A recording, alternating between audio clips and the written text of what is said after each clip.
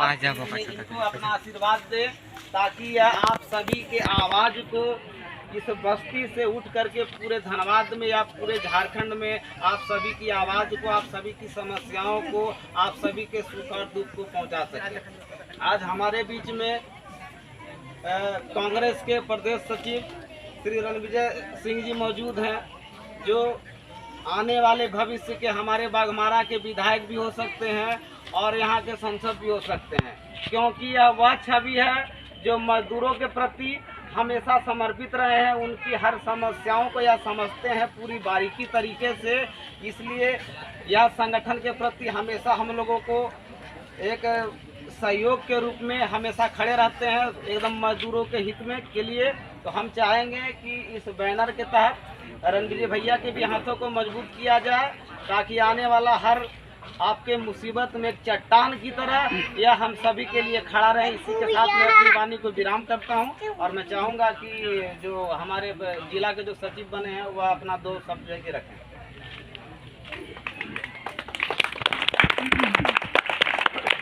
मेरा नाम संजीव कुमार बावरी, जो मैं इंटक के भारतीय राष्ट्र कांग्रेस के इंटक के सचिव के पद में पदस्थापना हुआ हूँ।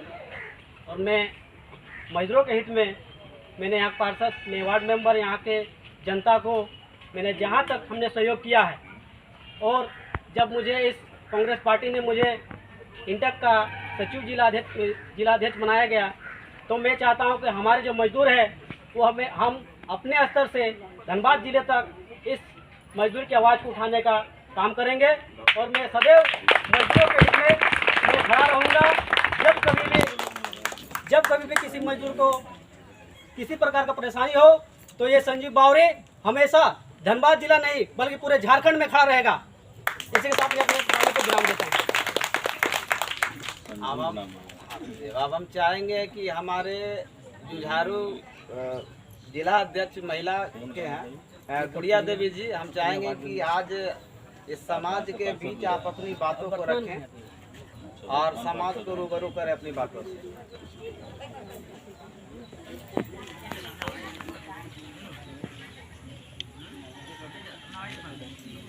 धनबाद जिला गुड़िया देवी, इंटक कांग्रेस।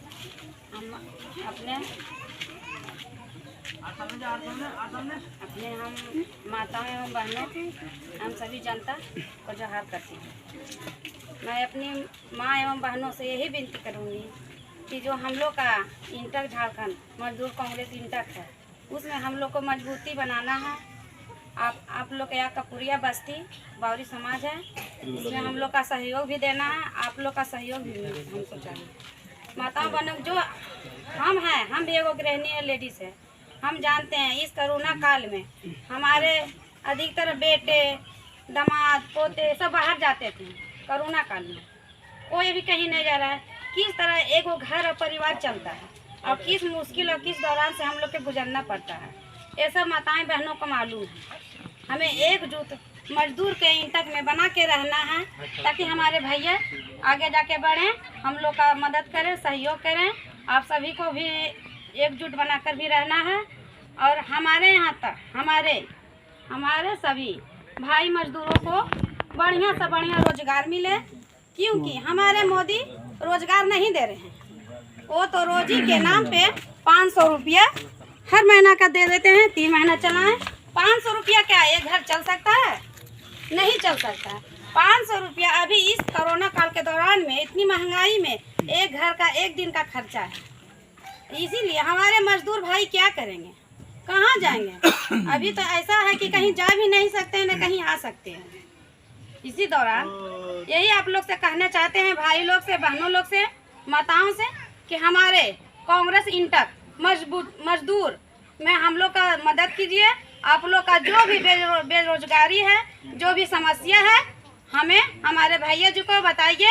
हम लोग आप लोग के उसमें सहयोग करेंगे।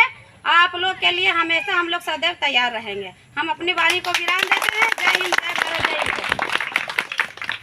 देखिए, आज की जो स्थिति है इस देश की जनता से छुपा हुआ नहीं है। केंद्र में बैठी सरकार आम नागरिकों की स्थिति आज कैसी बद से बदतर कर दिया है, ये आप सभी जान रहे हैं। उसके बावजूद भी हमारे मजदूर वर्ग के लोग लगातार संघर्ष कर रहे हैं। अब मैं चाहूँगा कि धनबाद के युवाओं की धड़कन हमारे रणविजय सिंह जी जो कांग्रेस के प्रदेश सचिव हैं, यह अपनी बातों को रखें और जनता को रूबरू कराएं देश की हालतों से।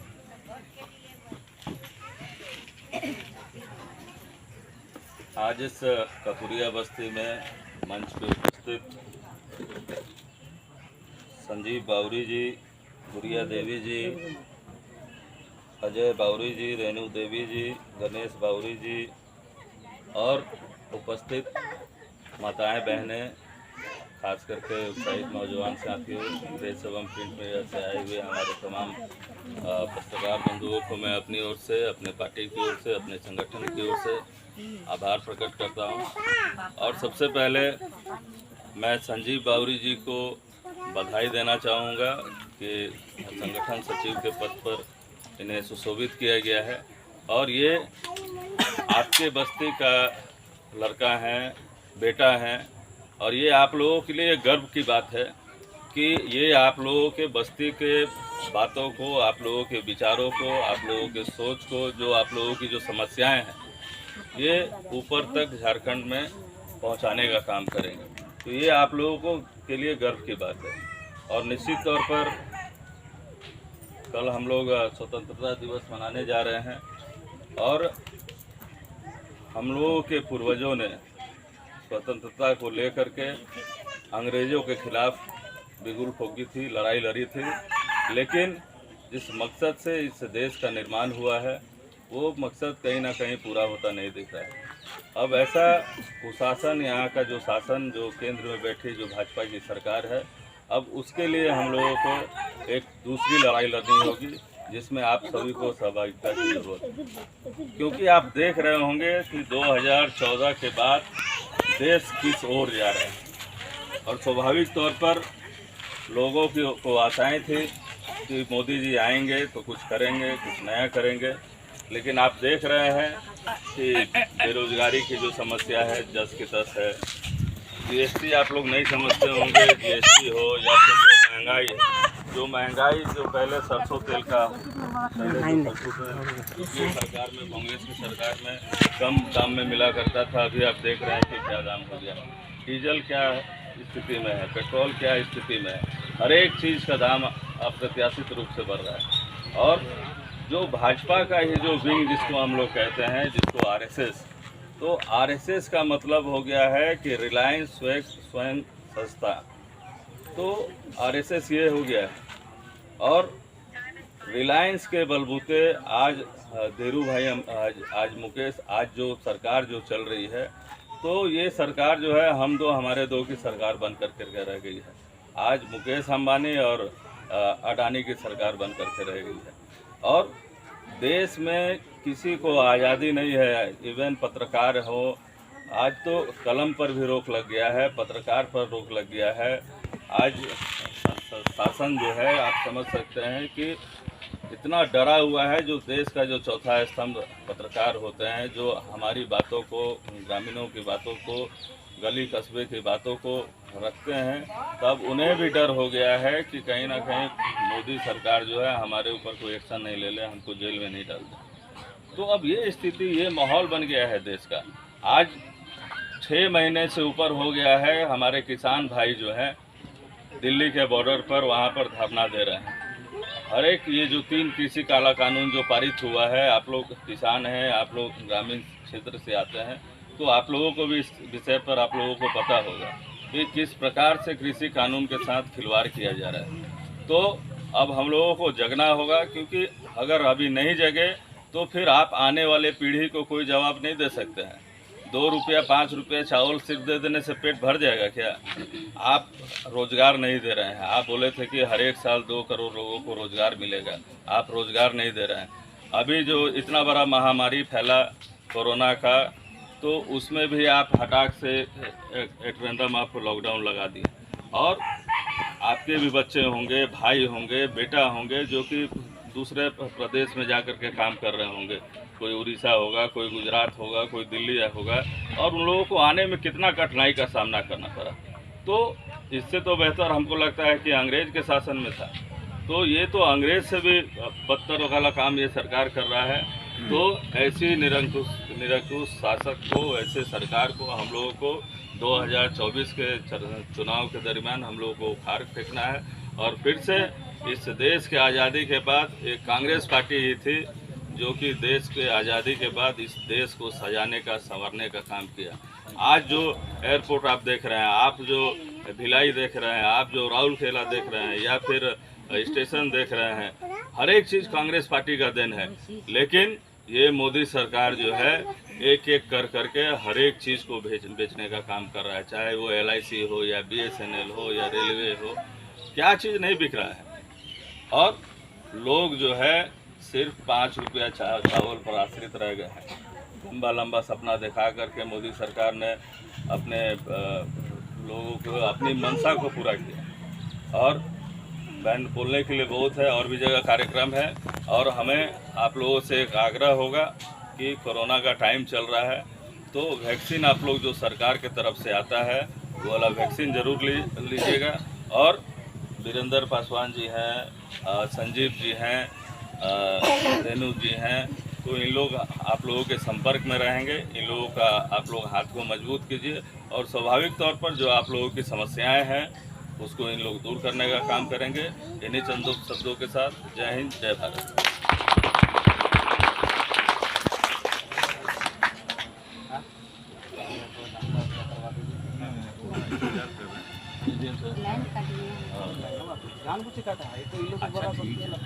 बढ़िया कार्यक्रम है। नहीं बहुत बढ़िया काम किया। आप सभी ने देश की जो समस्या है वो हमारे बड़े भाई रणविजय सिंह जी से एवं हमारे कांग्रेस के प्रदेश सचिव जी से सुना, और इन्होंने सही कहा है कि इस देश में हर चीज़ पे पाबंदी लग चुकी है। यहाँ तक कि हम लोग अब बोलने को स्वतंत्र नहीं है, कहने को तो आज़ादी है, पर आज़ादी पत्रकार तक को नहीं है। पत्रकारिता को भी लोग मारते हैं, पीटते हैं, ऐसी भूमिका इस देश में बन चुकी है। किसानों की हालत बद से बदतर हो गई। आज लगभग पूरे भारत में तकरीबन 1500 से ज़्यादा किसानों की मृत्यु हो गई, और किसान आंदोलन अभी लगातार चल रहा है। आप देख रहे हैं आए दिन टेलीविज़न से। आप भी किसान हैं, आप भी जान रहे हैं कि आपको खेती करने में क्या खर्च आती है। मगर केंद्र में बैठी जो तानाशाही सरकार है वह कहीं न कहीं किसानों के साथ साथ हर वर्ग के नागरिकों को केवल और केवल चोट पहुंचाने का काम ही कर रही है। हमारे जो आम नागरिक हैं, इनके जेब में जो भी पैसे बचे हुए थे उसे या केंद्र सरकार की नीतियों ने निकाल करके रोड पे यहाँ की आम जनता को लाने का काम किया है। और मैं अंत में यही कहना चाहूँगा कि भारतीय राष्ट्रीय मजदूर इंटक के हाथों को मजबूत करें, हमारे बड़े भाई रणविजय सिंह जी के हाथों को मजबूत करें, कांग्रेस को मजबूत करें। इसी के साथ हम लोग अपने कार्यक्रम की समाप्ति करते हैं। सभी को जोहार, जय हिंद, जय भारत। चलिए नमस्कार रहने तुम लोग ए बाजा बाजा गायन का रास्ता तो मजा